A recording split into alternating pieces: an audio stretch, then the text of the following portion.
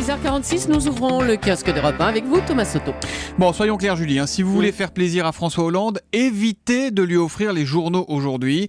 Ils sont globalement très sévères avec lui 2 ans après son élection. Ce que résume assez bien Libération.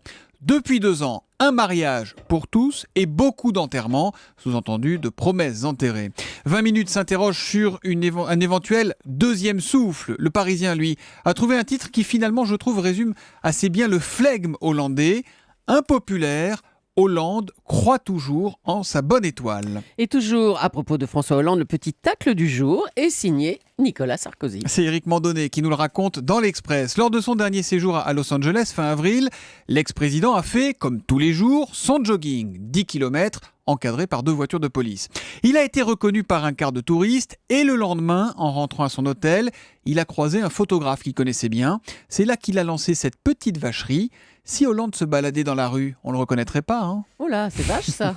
Dans l'Express donc. Ce matin, l'Humanité vous a intrigué avec ce papier des 0 suspects au concours des professeurs. Oui, le quotidien nous C'est quoi explique que des centaines de candidats ont écopé d'un zéro éliminatoire à l'une des épreuves. Et il nous raconte entre autres le cas de Noémie. Noémie, candidate cette année au concours de recrutement de professeurs des écoles. Elle a eu un prometteur 19 sur 20 à l'épreuve orale de maths. Elle est donc loin d'être nulle, Noémie. Et puis hop, la bulle, 0 en français. Ça a été une claque terrible, raconte-t-elle. Elle qui, depuis des mois, ne recueillait que de très bonnes appréciations de son conseiller pédagogique. Et elle raconte donc ce fameux oral dans une ambiance détestable. J'ai l'impression que moi, j'aurais pu faire, quoi que j'aurais pu faire, le résultat était couru d'avance.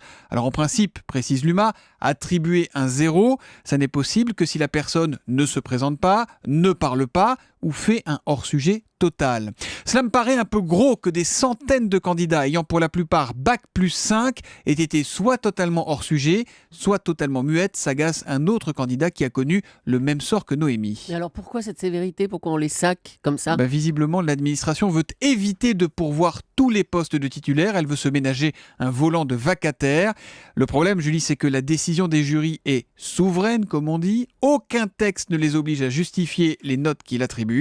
Voilà un dossier de plus sur le bureau du nouveau ministre de l'Éducation. Et tous les recalés aimeraient que Benoît Hamon leur lève cette punition qui paraît bien injuste ce matin. Et on les comprend.